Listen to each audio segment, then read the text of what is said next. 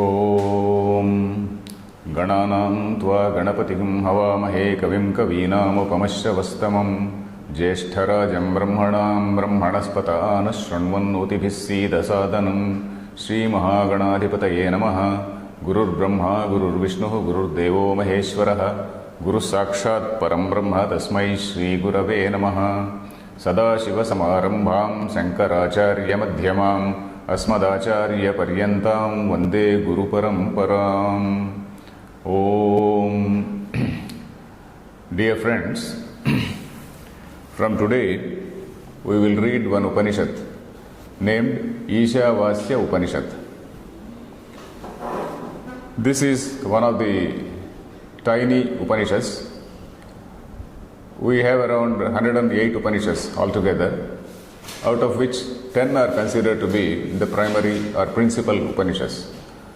They are considered principal Upanishads because Shankaracharya has written commentary on these things. Shankaracharya is also said to have written commentaries on two more Upanishads, that is Shvetashvatara Upanishad and Nrisimhatapaniya Upanishad. But somehow those two are not listed in this category of this 10. These 10 are Isha, Kena, Katha, Prashna, Munda, Mandukya, Tittiri, Aitareyam cha Chandogyam, Bruhadaranyakam, Dasha. There is a shloka like that.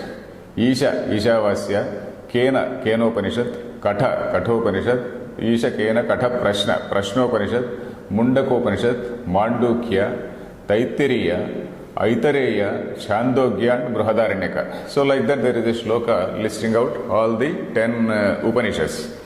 So this is one of the small Upanishads, whereas the bigger Upanishads are like Taittiriya, Chandogya, Bruhadaranyaka. Bruhadaranyaka is the largest. So that is the order. So first we have to know what is an Upanishad and what is its place in the Vedic literature as a whole. So that that is why I'll give a very brief introduction of what an Upanishad is. We know that there are 4 Vedas, the Rig Veda, Yajurveda, Samaveda and Atharva Veda. These 4 Vedas are there. These Vedas are broadly divided into 2 categories, that is the mantra portion and what is called the Brahmana portion. Brahmana, it does not have anything to do with the Brahmins. The Brahmins, as we see, it has nothing to do with this Brahman.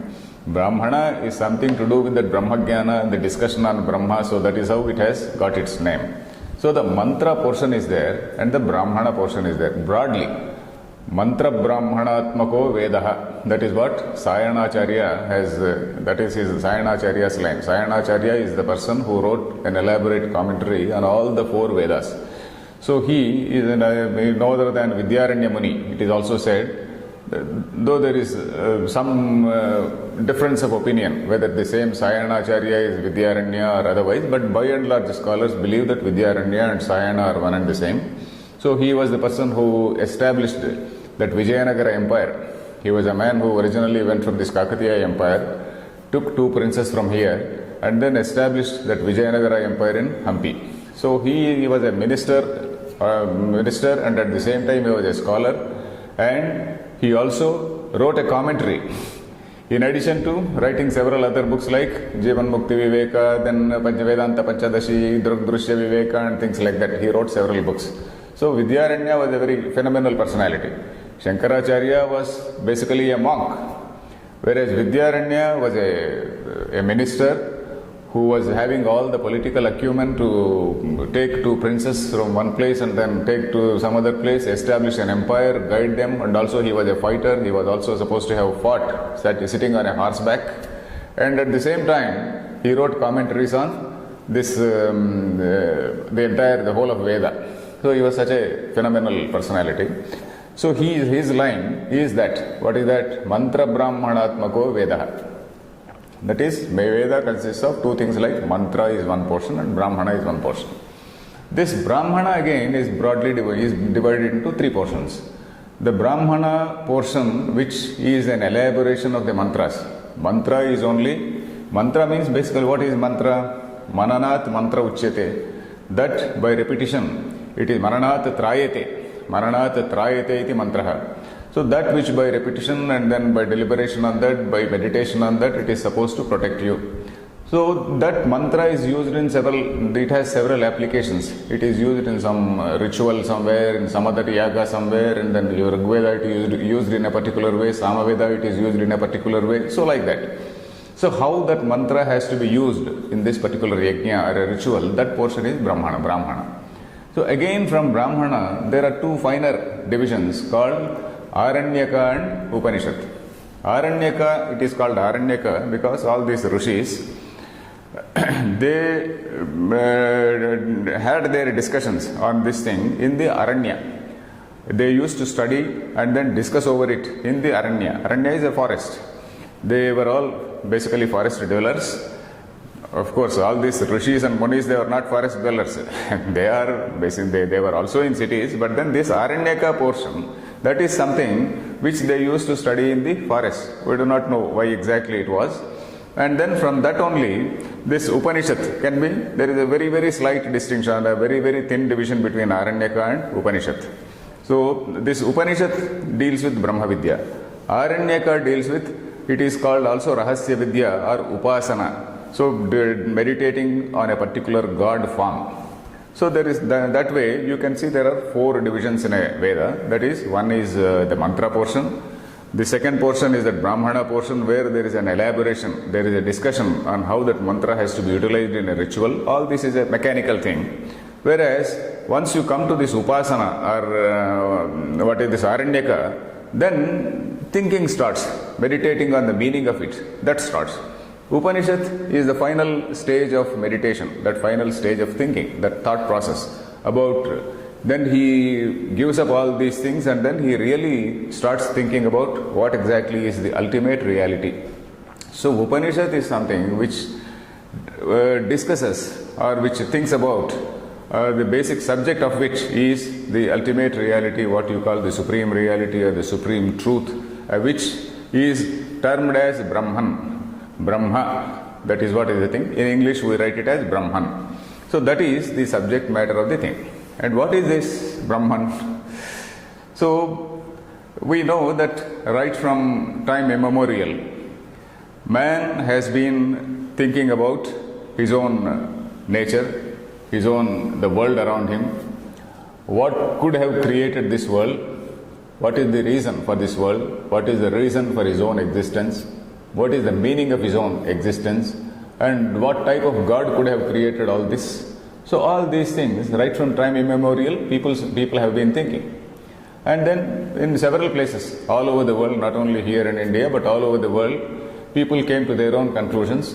They said, okay, this is the type of God who created this thing, God, this whole world, or rather our tribe. God he is the God who has created our tribe, and then he is the God who will punish the other tribe. So that sort of, it all depends on your vision. Whether you have a very, very narrow vision, limited to your own tribe, and then you want to kill the other tribe, and then you project your own views on God and then create a God. Or you have a much, much larger perspective where you have absolutely nothing to do with your religion, you have nothing to do with your kingdom or anything like that, or protection of your tribe or anything like that, where you just start thinking about what exactly is the ultimate reality. So these are different stages, different perspectives which a person can have in a society. So from time immemorial, people have been thinking like that. They have been thinking about, say, what is the external world. Analysis of the external world, it gradually grew into science, isn't it? Analysis of the external world, you see a thing tomorrow also, you will see a thing for over a period of time, then see how it changes. So that from that you draw some conclusions. Then similarly, there is an internal world to speculate upon. What is the mind? How exactly I am seeing with my eye, I am feeling with my skin. So all these senses. So he has also realized that he has got some senses. And then he also sees the animals, and then animals have some senses, sometimes better and sometimes not so good as us, sometimes better senses, like a dog can sniff much better than us. An owl has a better sense, and some other animals, they have got some sixth sense. So like that, man has been observing this sensory perception and what sensory perception can give to him. So both external world and also the internal world, we can say, he has been thinking about. So likewise in India also, all these rishis whom we talk about in ancient India, the many saints, they were engaged in this speculation on what could be the ultimate reality. So that is the overall context in which these Upanishads have emerged. Then one thing which is unique in the Upanishads, or rather to Hinduism we can say, is that the religion and philosophy, as we call it, both were developed by the same group of rishis. If we see, say, any other society, science has nothing to do with religion. Science or philosophy has nothing to do with religion. For example, Socrates was a philosopher, Aristotle, Plato was a philosopher, subsequently there were several other philosophers. So they had nothing to do with the religion as such. Whereas the rishis, they talked in different levels. The same rishis, they are the people who saw these mantras, a mantra relating to Surya, a mantra relating to Yama, a mantra relating to Agni, some other mantra relating to Indra. These are all the gods who were envisioned in the Vedas. So they, on one hand, they saw these mantras, they visualized these mantras. They are called the mantra drashtaraha. Drashta is a person who sees. Drashtaraha is plural. Mantra drashtaraha, Rushayo mantra drashtaraha. They are the people who have seen, who had the vision of these mantras. So that is at one level. Then again, the same rishis, they were also responsible for creating these yajnas, for chalking out various yajnas, and then seeing what is the dharma, a social order. Dharma, in fact, in our Gita class, very elaborately I told about what is dharma. It is called, for those who are newly coming, dharma is, the meaning of the word dharma is dharanat dharma uchyate.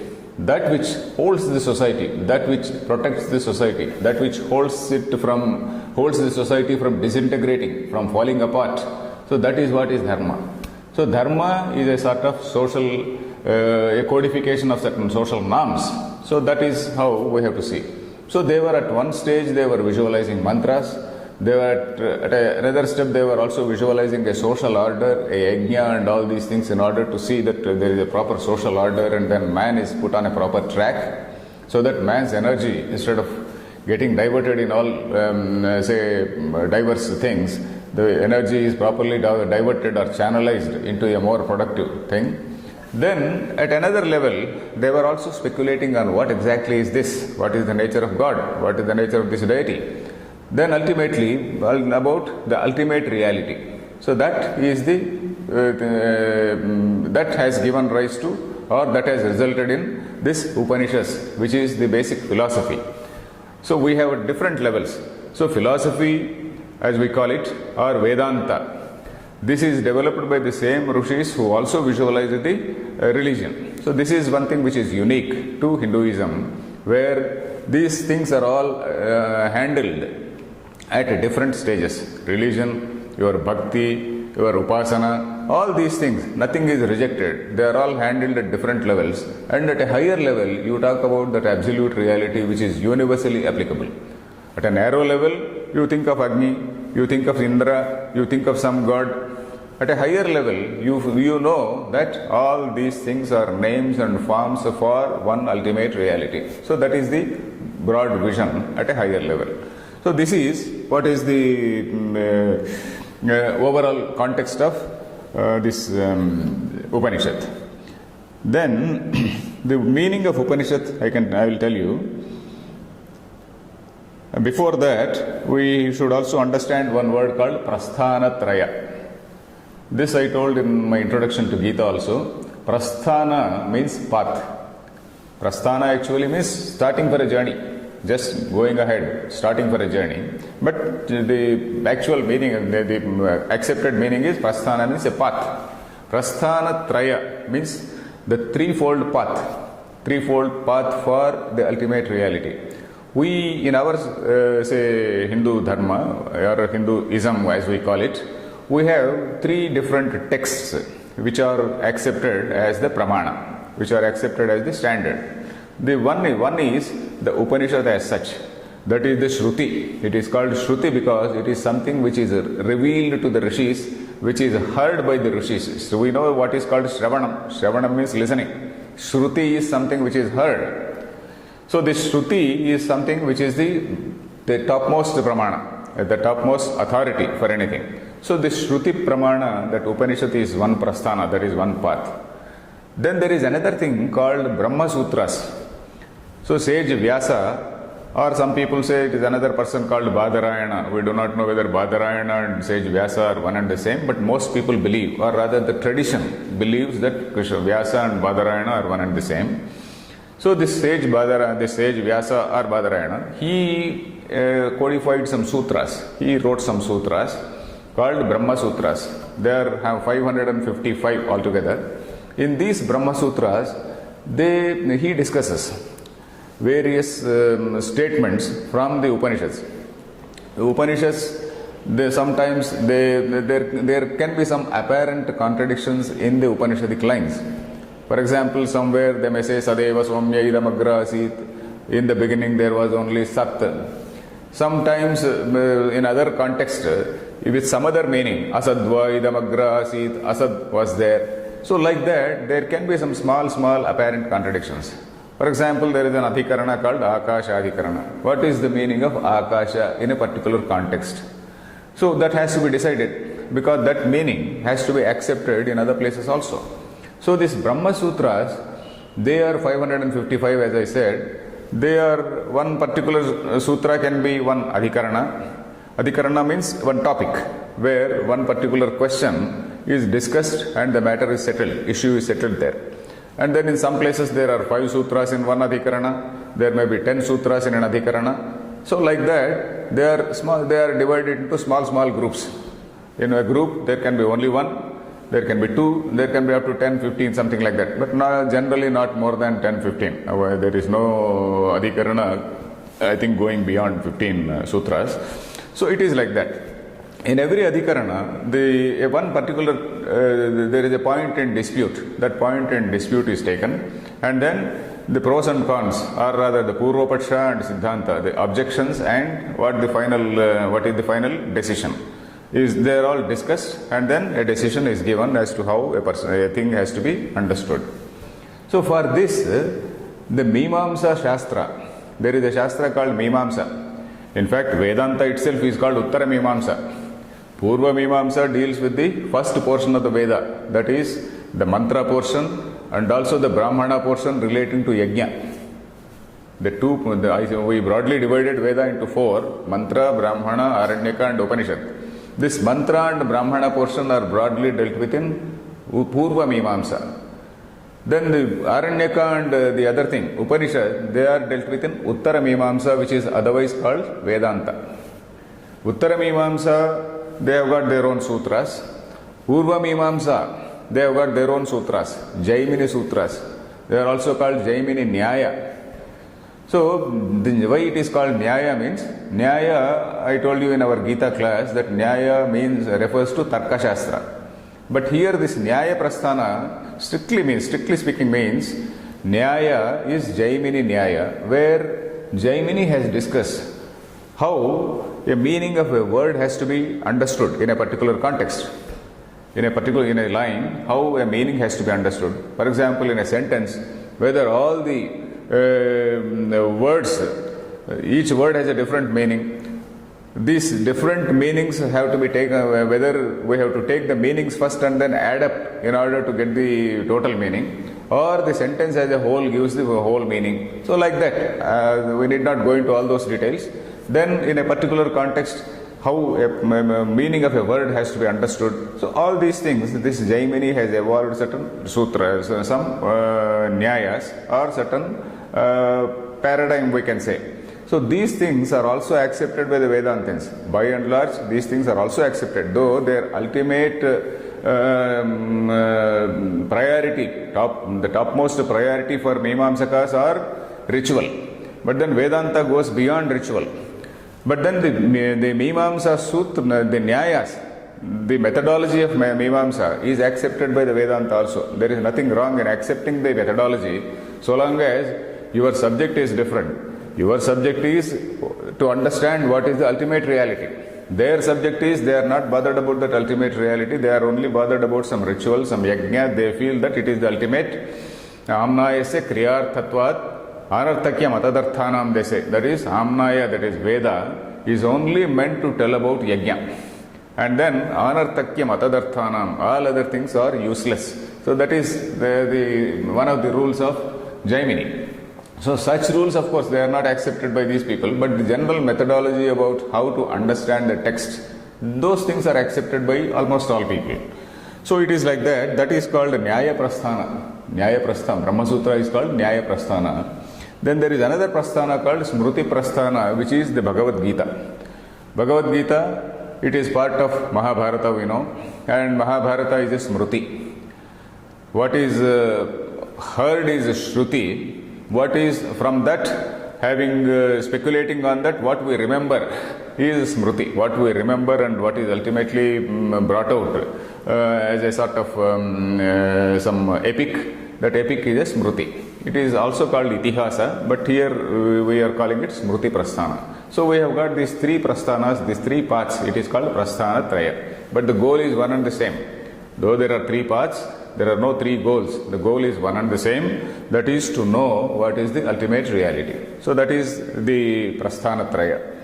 Now if you come to the meaning of this word Upanishad, in our Gita lecture also, in our Gita class also, I think I explained to you the meaning of this Upanishad. This Upanishad, Upa plus Ni plus Sad. Sad is a dhatu. Strictly speaking, Shadl is the dhatu. It is usually written as Sad. Upa plus Ni plus Sad. Ni plus Sad becomes Nishat. Upa means Samipe, near. Ni means Nishchayena, definitely, surely. Sad has three meanings. Shadl, Visharana, Gati, Avasadaneshu. That is what the dhatu meaning says. In Sanskrit, every dhatu has a particular meaning. So if you see that dhatu patha, there is one particular portion in Panini's Vyakarana which deals with all these dhatus. So there they give this meaning for a root, for a particular root they give the meaning. So this Han, Himsayam, something like that, or what is this? Now we are talking about this Sad. Sad, Shadl, Visharana, Gati, Avasadaneshu. Visharana means weakening or debilitating, as I said. Visharana is weakening. Gati is prapane, that is helping to attain something. Gati is helping to attain something. Avasadana is destroying, finishing something. So it has got three meanings. That is, one is weakening something, one is helping to attain something, and one is destroying something. So in all the three senses, Shankaracharya has explained the meaning of this Upanishad. That is, when you go near this Upanishad, what it does is, it weakens all your bandha, all your bonds which you have this world. Our world, we are having such strong bonds with our world that it is very difficult to weaken them. So this Upanishad, it loosens, it weakens all your bonds and all that. Gati, it makes you attain what? Attain the ultimate reality. It helps you to move ahead, go ahead, and then attain the reality. And avasadana, that is finishing off. What does it finish off or kill? It kills the ignorance, ajnana, the wrong perception. Basically, it is a question of problem of perception. So this perception, a wrong perception, is killed by this Upanishad. So this, all the three meanings of this dhatu, dhatunam anekartatvat, there is a saying, the dhatus have several meanings. Not all dhatus, some dhatus are used in 3, 4, 5 senses also. So all those 4, 5 senses we have to see, and then we have to understand in what sense it is used in a particular context. So this the meaning of this Upanishad is like that. So it basically weakens all these bonds. So it helps us in attaining the Brahman, and it destroys our ajnana or ignorance. So this is the meaning of this word Upanishad. Then what is the subject matter of this Upanishad?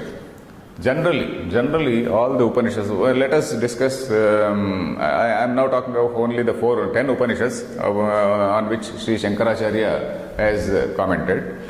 So, all these 10 Upanishads broadly discuss 4 subjects. Not all these 10, excluding this Mandukya Upanishad. Mandukya Upanishad purely deals with Brahma Vidya, purely deals with the ultimate reality. Other Upanishads, they broadly talk about a man, human being, what is his society, what is his role in the society, what is the nature of karma. Karma, we know what is the action, the type of the duties which he has to perform in a society. Then, as I said, there are usually 4 topics in any Upanishad. The first is Jiva and Jagat, that is Jiva, the individual self, and the world around him.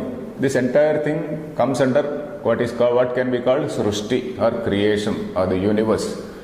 This Jagat and also the Jiva, and also the Jiva, the entire thing is called Srushti. So, what is this Srushti? How this Srushti has come about? How man has evolved? How man's indriyas, the senses, sensory organs have evolved? All these things, that is one portion. Then the second thing is Brahma.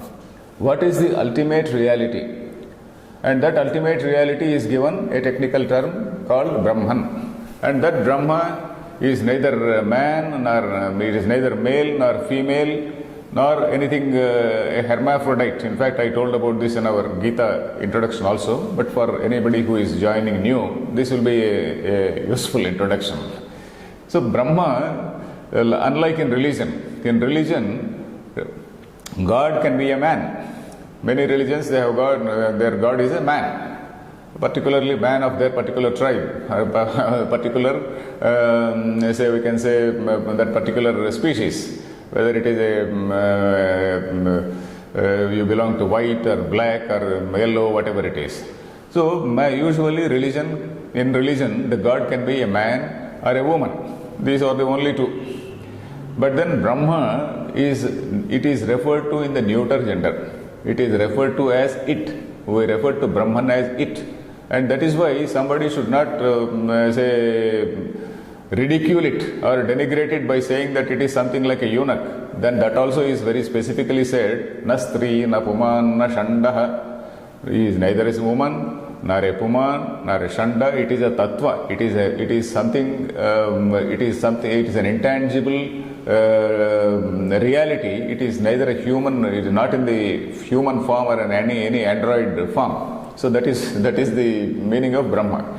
It is pure consciousness which cannot be defined, which cannot be visualized in a particular shape.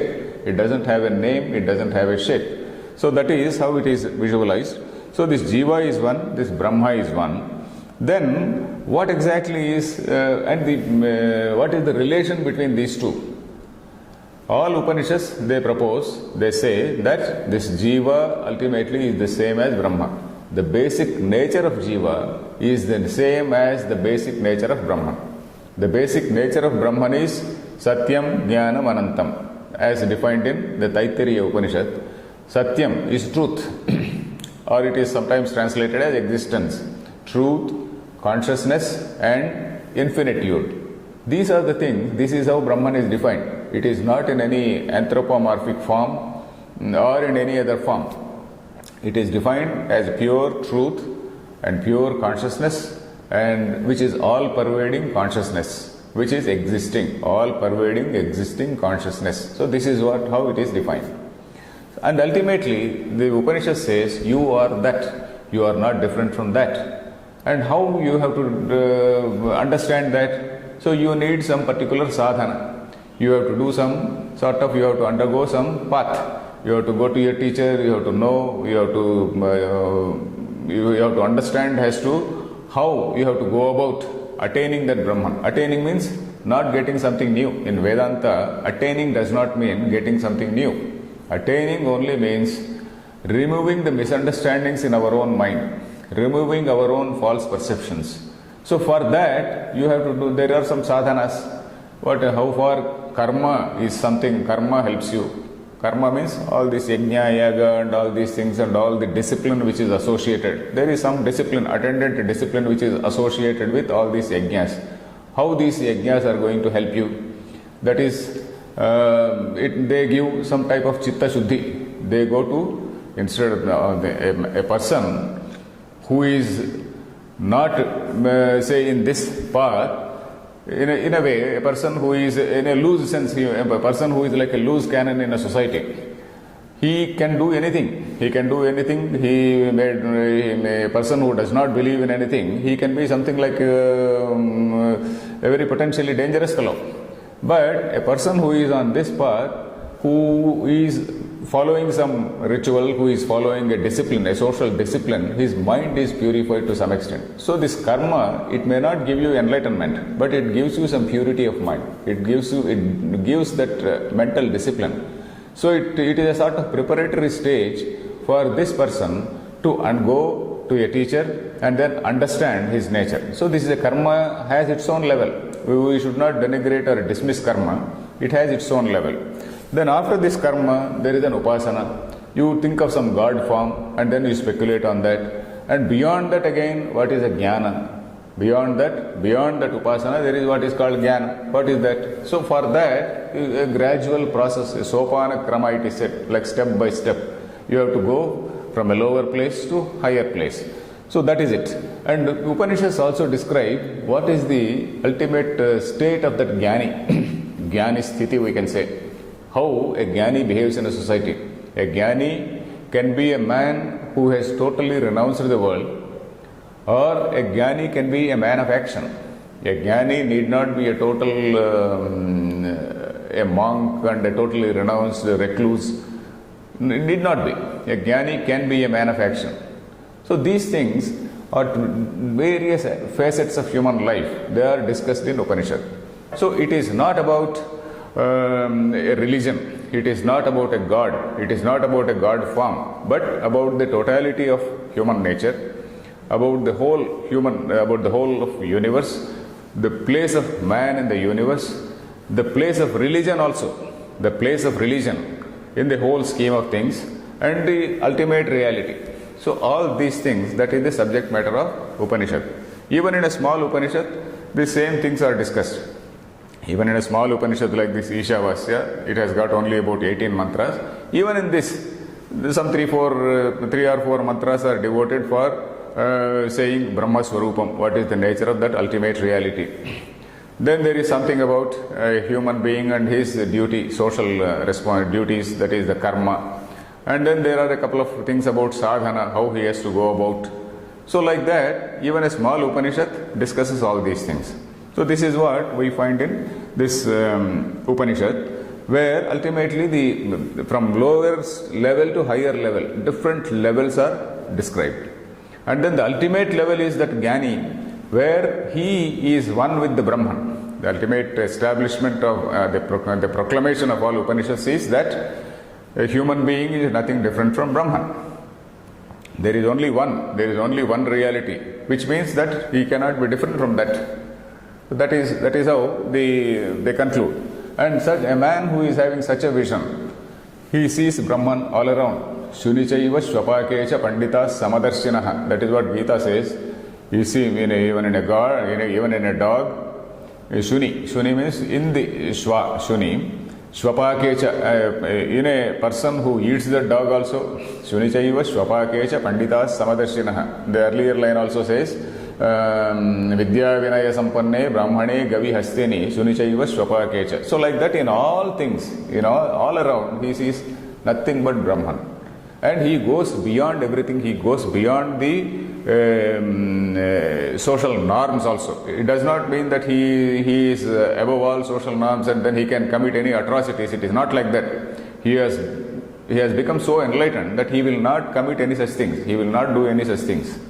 Whatever action he does, it will be according to some norms only. But then he is not affected by the result of those actions. So that is the jnani sthiti. So that also is discussed in the Upanishads. Then what is the approach?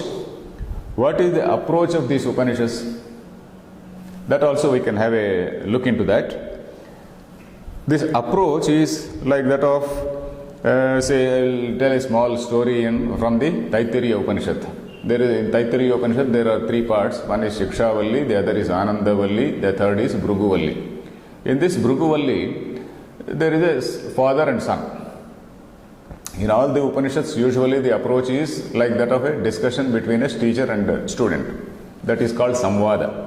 Even like in Gita also, we use the word Samvada. Samvada is a discussion between a teacher and a student, where the idea is to know what is the reality. There is a discussion. So the Upanishads also use the same Samvada as a technique, and then here between the father and the son in this Bhruguvalli. There, Bhrugu is the son, Varuni, Bhrugurvai Varunihi, Varuna is the father, Varunam Pitaram Upasasara. He goes to his father Varuna and then he asks him, "O father, teach me what is the ultimate reality." Adhihi Bhagavo Brahmeti, that is what he says. O Lord, you teach me what is that Brahman. Then, what does the father say? Father, of course, is a Jnani. Suppose you are a professor in some mathematics or something, and your son comes and then asks you to teach mathematics, and you are capable of teaching mathematics, and if you are willing, you can teach mathematics, and you can make him an equally good professor. But this Brahmajnana is something which every man has to think on his own. This is for the tool is within that person. The tool is something in his own antahkarana, his own mind. Through that mind only he has to do that exercise and then he has to do. Of course, mathematics also to a limited extent it applies, whether it is mathematics or science or anything. But then these are the things which can be understood. But Brahmajnana is something which he has to realize all the misconceptions about his own self have to disappear. So that is where he says, Brahmajnana is something you have to know by tapas, by thinking, by speculation. So the approach here is not that I say something you listen.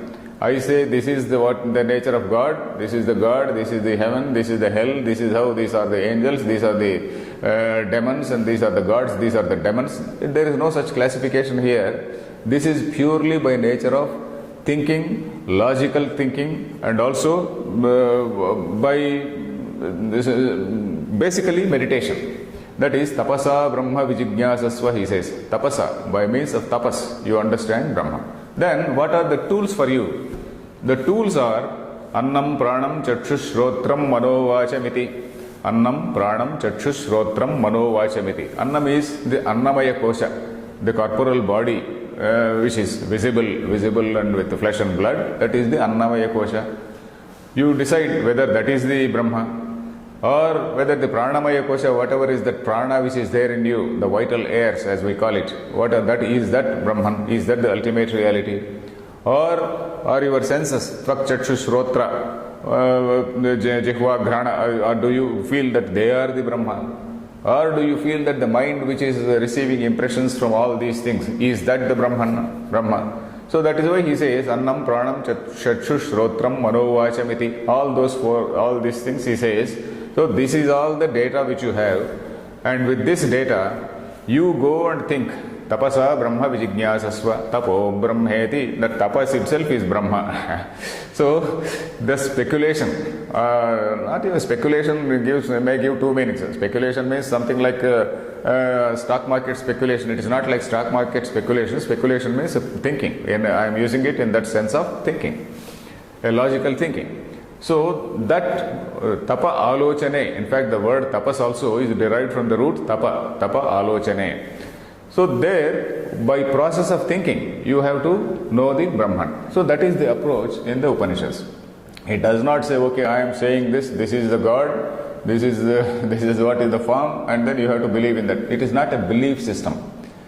We have to see here we can also see the difference between a religion or the religion and the Upanishad. Religion, what is it? Religion, it says, okay, Vishnu stays in Vaikuntha, then Lord Shiva stays in Kailasa, then Kailasa, this is the whole overall power structure there. Vishnu, this is the power structure there, or some other loka, this is the power structure there. This is what is heaven, this is what is hell somewhere underneath the ground. Then there are some messengers of God. There are some people on behalf of the say this demons and whatnot. So this is a distinction. This is a very, very understandable distinction which a religion makes. Even a common man, it is very appealing, because he also sees there are two types of good and evil in society, fighting and whatnot. So this is a belief system. If you do this, you will go to hell. If you do this, you will go to heaven. So this is a belief. But Upanishad doesn't talk about this thing. Upanishad has nothing to do with this belief system.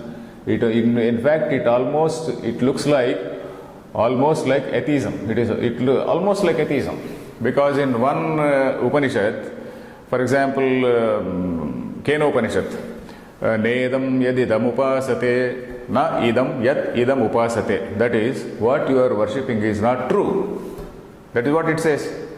Yad vachana bhyuditam yena vagabhyudyate. What is this? Tadeva brahma tadvidhi nedam yadidam upasate. That is, the thing which is say enabling you to see, the thing which is enabling you to perceive, that consciousness, that supreme consciousness, that is Brahman, and not some form which you are worshipping. So even atheists say the same thing. Atheists say what you are treating is a god or something like that. They come to that extent. Atheist can come to some extent, and then he will demolish religion, and then he is happy with that. But he doesn't go beyond that. He doesn't go beyond to see as to what is the truth. You follow? Atheism, what do they do? They say, oh, this religious structure is bad. They don't say it is bad. It is all silly. It is all childish. It is all some childish imagination or imagination of a primitive man saying that, oh, this is the God, and then this God is like this, and this God has this particular form, or sometimes God may not have form, but then he will be punishing his non-believers. A God who favors his believers and punishes the non-believers. He is no different from a faction leader. So an atheist says all these things is false.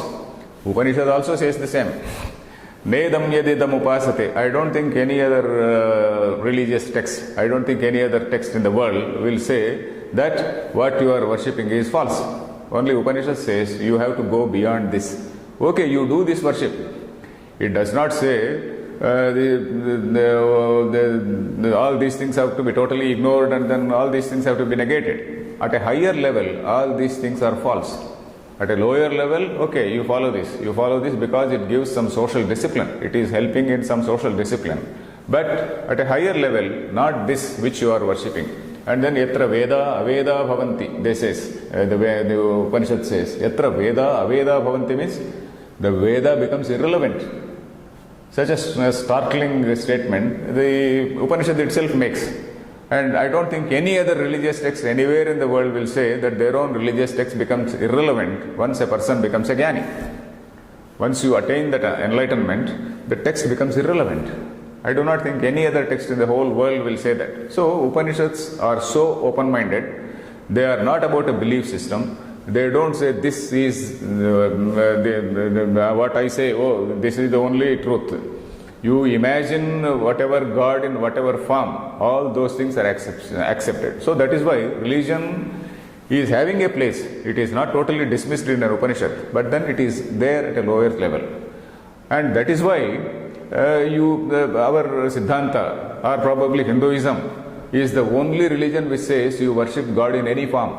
You worship God in any form. That is why such a tolerant atmosphere is there only here in India, that we accept God in any form. We have got a monkey God, you have got a God with say an elephant head. All these things, there is a symbolism behind it. Okay, there may be symbolism, there may not be symbolism. Sometimes you worship some say what you call that the snake mound. All these things, they are there because everywhere you see Brahman. So that sort of philosophy has percolated into the daily life also. In fact, one of my teachers, one Mudigonda Venkatrama Shastri, a very great eminent scholar, he used to give an example of say this sugar biscuits or sugar candies made in different shapes. Suppose there are sugar candies, you call it in chakkar biscuitlu. In Telugu, you call it chakkar biscuitlu. So somewhere something is in the form of a parrot, something is in the form of a dog, something is in the form of a pig, something is in the form of something else. So all these things, they are distributed to children. So a very small child, he says, no, I don't want pig, I want carrot. And then he will cry for that. No, I don't want pig. I will not eat pig. I will not eat a dog. I will eat a carrot. You ask the older child, okay, will you take this? He will take it. Are you eating a dog? Then that fellow will say yes. He will smile and say, yes, I will eat a dog. Because he knows that what he is eating is not dog, but what he is eating is sugar. But then that young child is not having the same.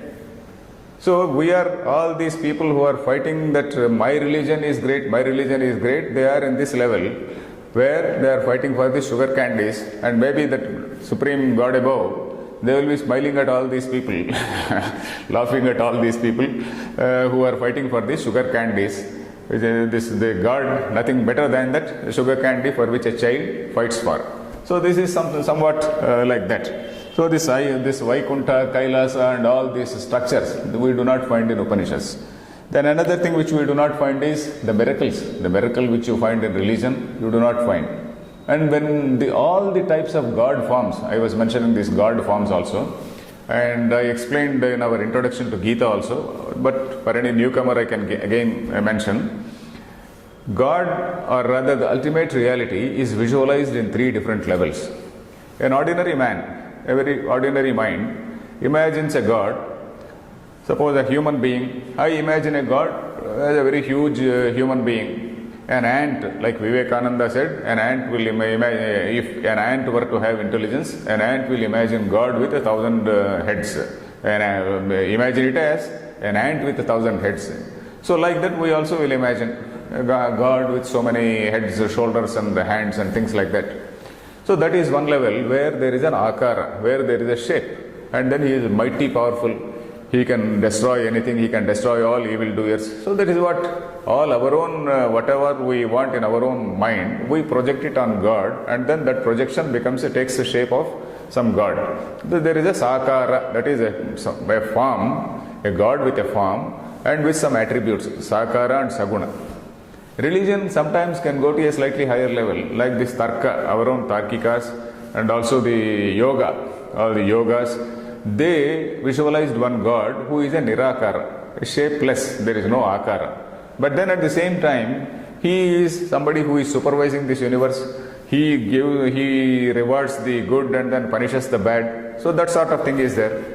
Even in the Western religions, you find there is a nirakara God. Their God also doesn't have a shape. But then he also again, he supports his own believers and then destroys all non-believers. So that again is there, that sakara, nirakara, that is shapeless, but at the same time saguna. He is very much a person who is involved in all these things. Upanishad goes to a higher level where it talks about a nirakara, nirguna brahma, where without any attributes. This nirguna brahma is something which has nothing to do with your behavior in society, your good and bad. These are in the realm of religion. These are all in the realm of religion, but that ultimate reality is beyond all these things. And in that ultimate reality, how these things are reflected, how this Jagat is manifested, that we will gradually see when we go into the Upanishads. So the Upanishad doesn't talk about this level. It goes to a higher level. It is the only text in the whole world which goes beyond religion and talks about a nirakara and nirguna reality. So this is again what we have to see. Then, so that is why I very often say that, I usually say that religion is something like our hardware, and our Vedanta is the basic software of Indian society. And unfortunately, we are forgetting this software, and then we are more after hardware. And then we are more into all these various externalities of religion, and instead of going into say what is the real nature of the reality. So that is one sad portion. Then, no, I am saying all this because our own youth, Our own children, they put us questions. Why you are having so many gods? So we have to say that we have to show them a textbook of history, a history textbook, a world history. What do you find in a world history?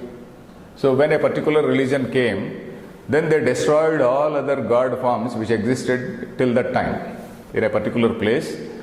Whatever god forms were there, all these Greeks, Romans and all these people, they also had their own gods, their own philosophy. We do not know how rich it was. And then all those things were destroyed.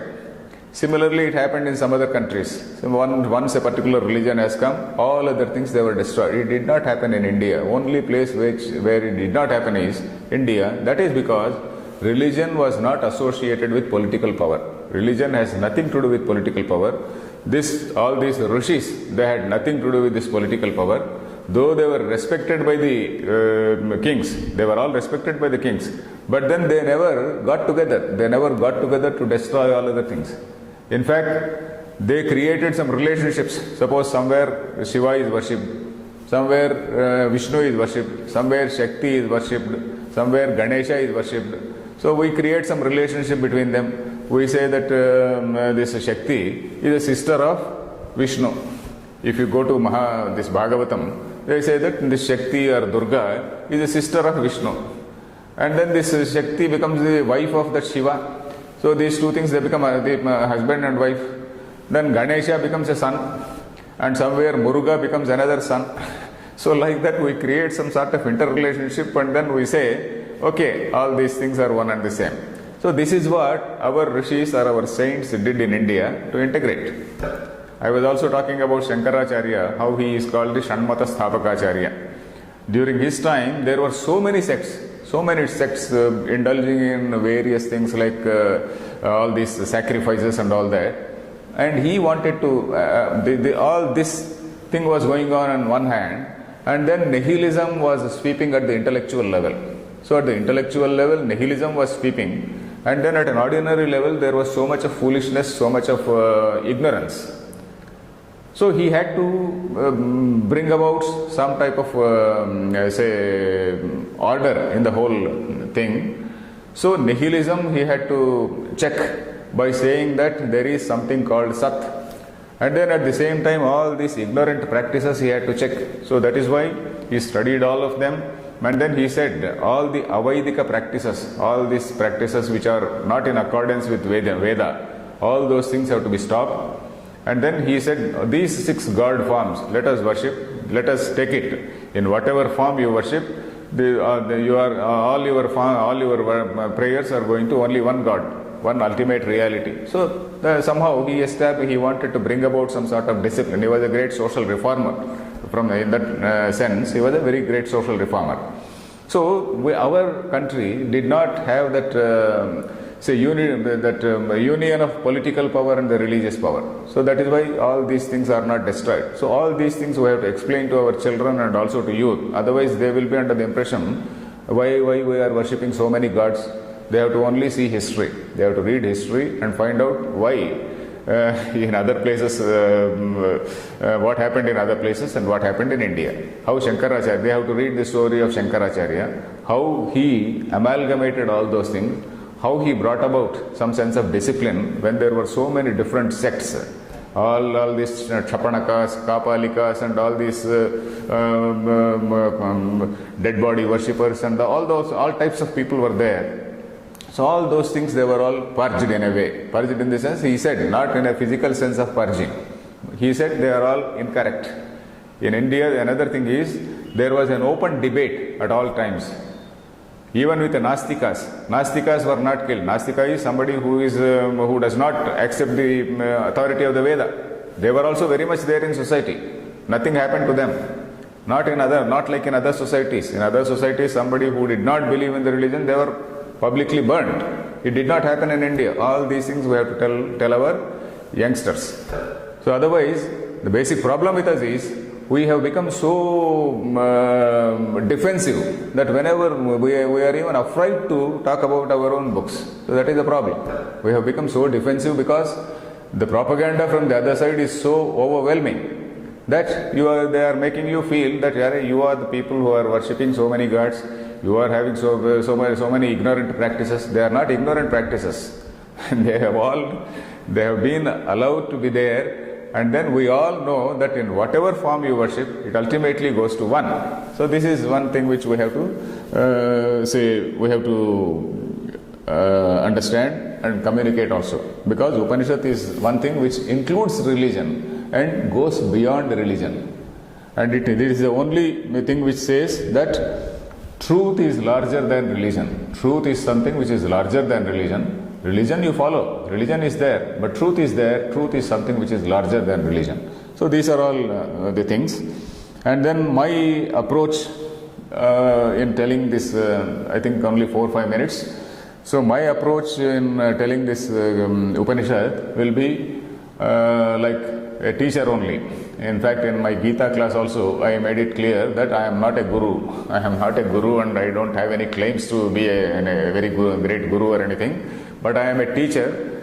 Like a teacher explains the textbook, it is my duty to tell you what Shankaracharya has told in that commentary. So I will basically confine myself to explain the text. It is not a pravachan or anything. So there may be some little bit of repetition for those who are also following the Gita class. But then kindly bear with me. There may be many other newcomers who are not concerned with Gita and then who are only following this. So for their sake, I may be repeating certain things. Then one more point which I want to say is that in olden days, this Upanishad or Vedanta was not taught to all people. Vedanta was not taught to all people. It was only taught to some chosen people, some very highly selected people. You have to go to some ashram, you have to go to a guru, and then you have to follow all the discipline. And there is what is called a sadhana chatushtaya. You have to be already well versed in Vedas. Adhikari tu vidhivad adhita veda vedangatvena. So like that there is a big definition for who is an eligible person. A person who should have read all the Vedas, who should have studied some Shastras, and then who has attained that sadhana chatushtaya. Sadhana chatushtaya, for all the Gita listeners, in fact I told you, a person who has attained a particular mental discipline after going through certain say drills, we can say, prescribed in that sadhana chatushtaya. That is, I think I can repeat that sadhana chatushtaya. Number one is nitya anitya vastu vivekaha. That is an understanding between what is nitya and what is anitya, what is the eternal and what is non-eternal, what is the eternal and what is ephemeral. The second one is iha amutra phala bhoga viragaha. That is some amount of vairagya, some amount of detachment, some amount of dispassion the person should have acquired. Then he also should have other disciplines like shama, dama. There is a disciplining of the internal, disciplining of the mind, disciplining of the senses, some type of patience. All these things, they come under that shama, dama, adi, shatka, sampatti. And also desire to say know the truth. That is called what is called mumukshutva. Mokshe ichha, mumuksha. And one who has that mumuksha is mumukshu. Mumukshutvam is that state of being a mumukshu. So all these things, that is a sort of mental discipline. A person should have attained a particular mental level in order to be eligible for this particular knowledge. So this was the norm in olden days. But now we are not following this norm. You find the internet people are teaching, and then you find in all satsangs, Swamijis are teaching Vedanta. Why? That is because the human mind has evolved. The human mind wants to know logically what is the ultimate reality. If I tell him you worship this Ganesha, he will not worship. He will say, what is this God form? If I say, okay, you worship this Shivalinga, he will not say. Some people out of fear, they may accept it. But then a person who is thinking logically, he will not accept. So I have to explain to him what is the ultimate reality, how exactly our religion or our dharma has understood this reality, what is the place of all these things. Gradually, there are so many grades, all these things they have to be explained to him. So that is why all the say present day teachers, they are teaching Vedanta, unlike in olden days, because the human mind has evolved. Human mind wants to know things in a very, very logical way. And why I am teaching is, I am teaching on the internet because what the forest department does is whenever they want to do some sort of afforestation, they go in a helicopter and then they just spray or sprinkle some seeds here and there, and then during the rainy season, and then where that seed goes to a proper place, it sprouts and then it grows into a tree. Like that, whatever I am telling, maybe somebody somewhere listening, even if, in fact in my Gita class also I told you that there are around 10,000 followers of this Advaita Academy website. Out of these 10,000, even if 10 people take a text and listen to the thing carefully, and then my approach is, as I told you, to help in understanding the text. Even if say about half a dozen people or 10 people read the text along with me, then I feel that my mission is fulfilled. So thank you for today. In the next class, we will go to the text. Om Purnamada Purnamidam Purnat Purnamudachyate Purnasya Purnamadaya Purnameva Avashishyate. Om Shanti Shanti Shanti.